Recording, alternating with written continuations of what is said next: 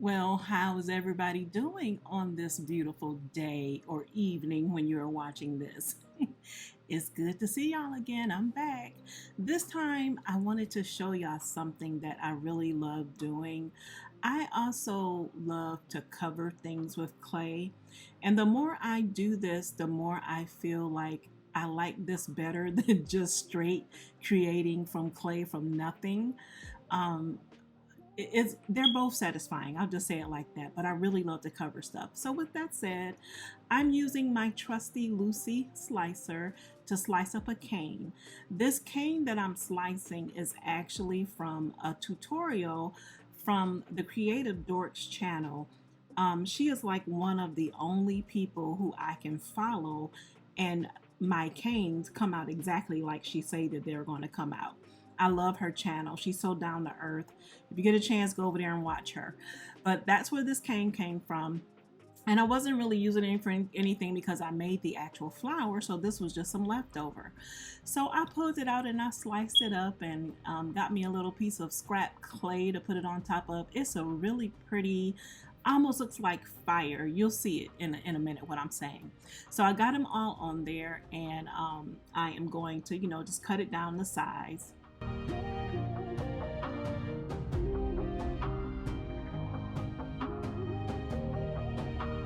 Now when you're doing this, you never want to cut it down to size and just put it in your clay machine. I mean, you can, because the clay machine is going to probably straighten some things out for you, but you want to get it as flat as you can before you put it in your clay machine, and that's what I'm doing now. It's not perfectly flat, but it's flatter than they were when I put them on there.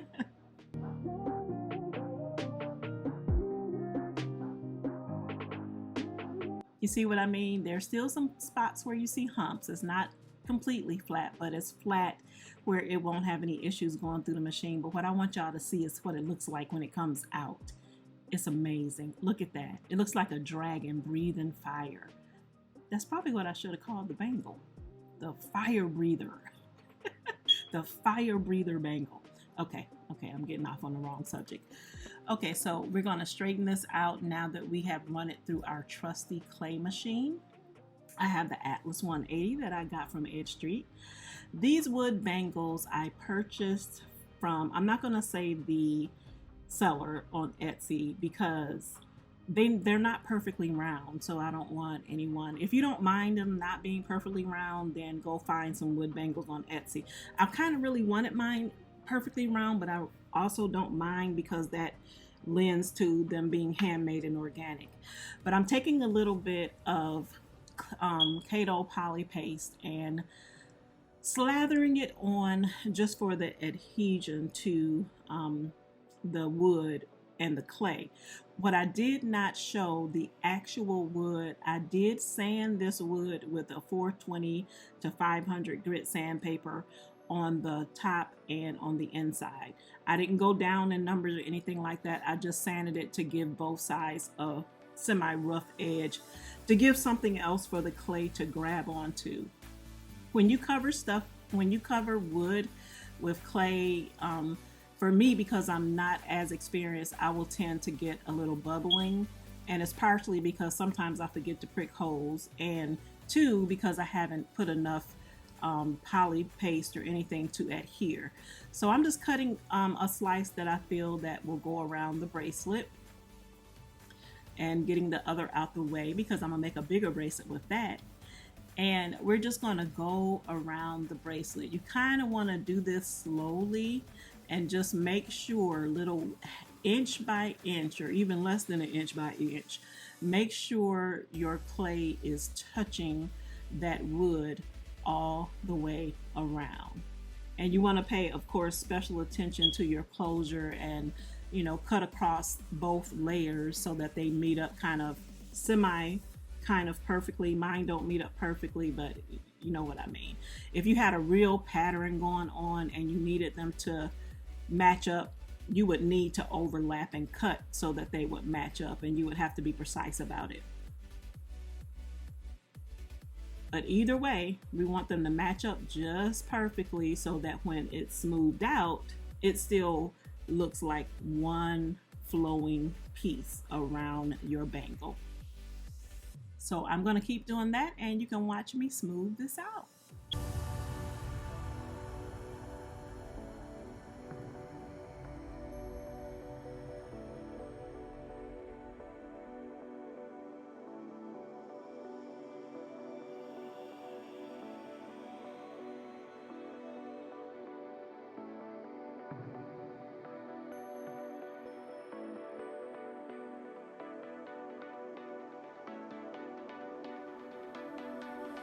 And this is the best way that I have found to like get a precise cut, is to make the two sides of the clay meet in the middle on the inside of the bangle.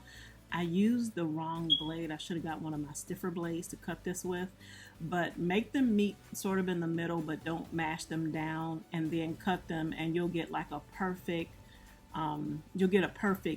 line when you're cutting, so that you can smooth it over the bracelet, or if you're going to leave it like that, you will still get a perfect lining.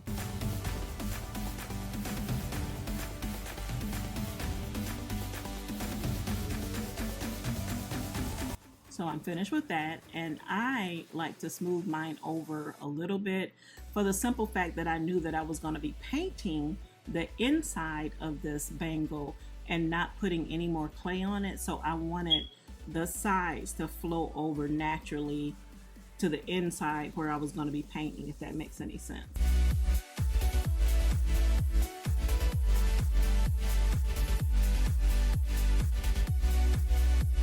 And this is where I'm smoothing up where the clay met, so it can kind of sort of look like it's one continuous, beautiful dragon fire breath bracelet.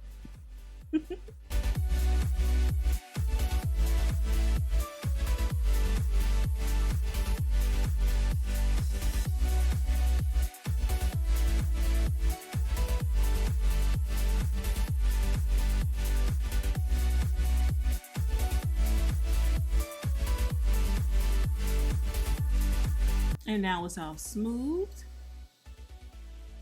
to the outside and the inside, and I am going to bake this on 275 for an hour in my oven.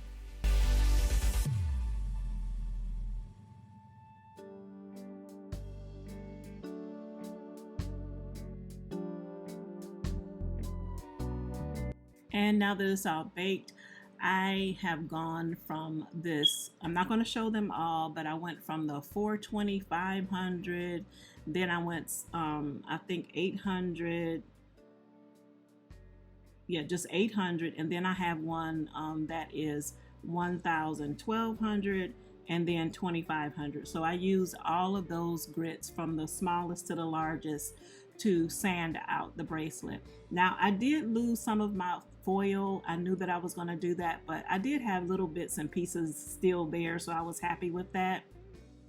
I would have loved for more of the gold leaf to have stayed and showed, but the sanding took care of that, and I really didn't have any choice but to sand.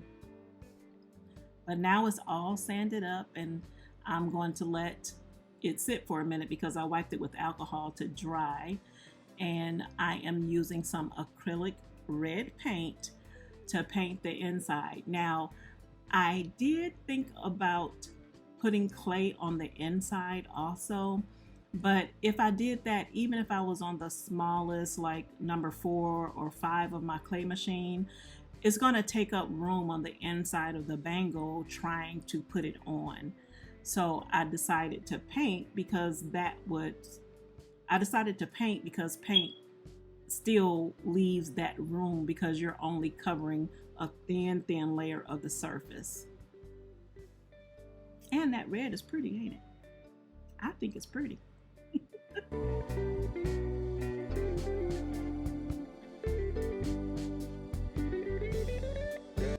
So I have it all painted and it's all dry now. And nice and smooth from my sanding. And I am going to I use the Minwax polyurethane gloss is what I use when I gloss. I am a resin girl, but for me, I couldn't figure out how to resin this bracelet. I'm pretty sure there's a way, but I couldn't figure it out. So I usually use about 3 coats of this polyurethane. Anytime I use this product, I use about 3 coats because I feel like 3 coats gets me to a resin-like shine.